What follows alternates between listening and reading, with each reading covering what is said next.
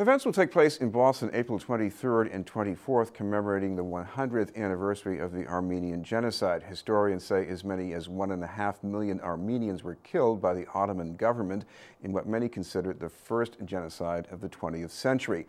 Boston was among the main destinations for refugees from Armenia, and their suffering is marked by the Heritage Park on the Rose Kennedy Greenway. To tell us about the history and the local commemoration are two guests: the chairman of the Armenian National Committee of Eastern Massachusetts, Dikhran Kaligian, and the co-chair of the Armenian Assembly of America and the Massachusetts Genocide Commemoration, Anthony Barsamian. Thank you both very much for being with us. Thanks, Chris. I want to start with Dikhran about the history. I mean, there are some viewers who maybe they heard a little bit about this. This does not get as much attention as what happened during World War II, but tell us about the story. Sure. The Ottoman Empire was a multi-ethnic empire that was on its last legs when they decided to join Germany and Austria-Hungary on their same side in World War I. And once that began, they had their first reverses. They decided to take advantage of the cover of war to eliminate the Armenian population that had been there for 3 millennia. So starting in 1915, they deported the entire Armenian population, even those thousands of miles from the war front, into the deserts of Syria, murdering them along the way.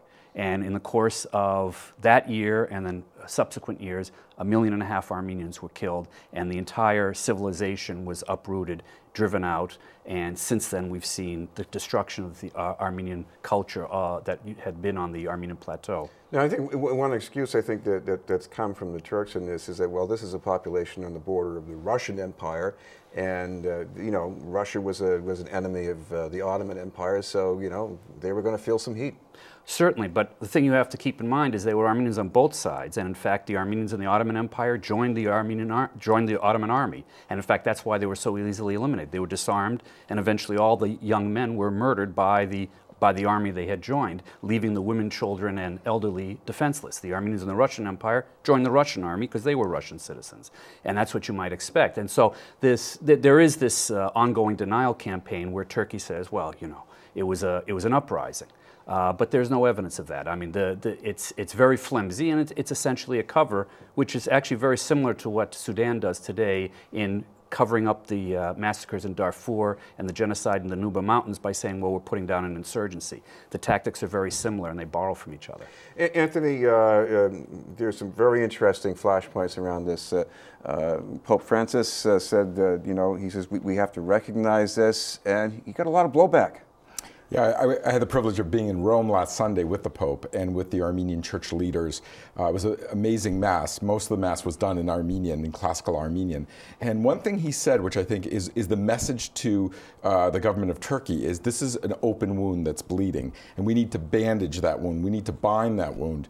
It was a very, very paternal message, the Holy Father basically saying we need to bind the wound and deal with genocide. And he also called on world leaders to speak the truth about the Armenian genocide. Dikhran, you know, it's well known the Turkish government has a hard time with this version of history, and yet it's widely accepted here, I think. So why is it important to try to, I guess, to get more agreement about the history? Sure. Well, I mean, essentially every genocide and Holocaust scholar agrees that, of course, this was a genocide. But there are enough others who basically are being funded directly or indirectly by Turkey to try to create a false controversy, much as you get a false controversy about things like climate change. And it's very pernicious because part of the problem is the United States is a major battleground for that. So here in the U.S., even here in Massachusetts, when a curriculum was passed for the schools and our public schools, there was actually a front group for Turkey that sued the Massachusetts Department of Education saying, why don't you have Turkish denialist websites as part of your curriculum guide? And of course, it got thrown out on one level, another level, all the way to the Supreme Court. But just doing those kinds of lawsuits creates a chilling effect for other states not to consider teaching the truth about the Armenian genocide. Anthony, what about the celebrations in Boston? Why is it so important to have something in this city? Well, You know, Massachusetts, and specifically Boston, has a very, very good record. I mean, governors throughout the last 20, 30 years have fully affirmed the Armenian genocide. And what we have is a very simple yet very moving service at Trinity Church in Copley Square, where the Cardinal, the Greek metropolitan, Jewish, Islamic faiths are coming together with the Mass Council of Churches, and we're going to commemorate the Armenian genocide on the 23rd, the night that the genocide victims were becoming saints in Armenia. The Armenian Church, as a class, is going to saint the 1.5 million of those who were annihilated in the genocide. Then on the 24th, which is Friday, next Friday, Governor Baker, outside the State House, will address the Armenian community together with the entire community of Massachusetts.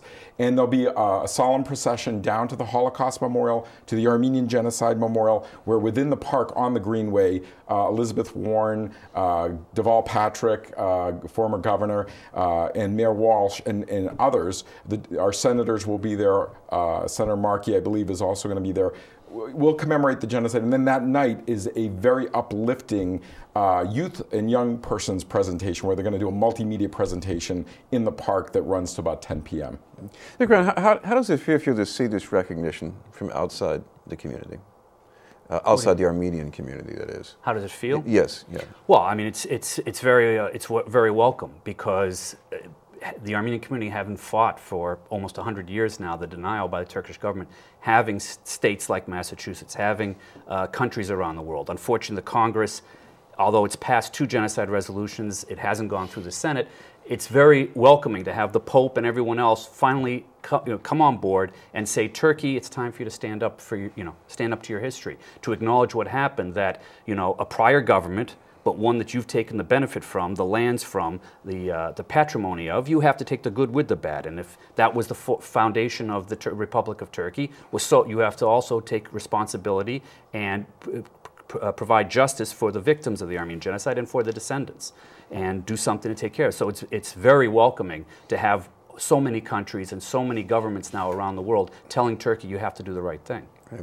Anthony, I guess the other lesson here is that, judging from the reaction to the Pope, even from the Italian government, is that there are people who are looking at this and saying, well, maybe we shouldn't be too hard on the Turks. We want them to join the EU. We want to all get along and be nice.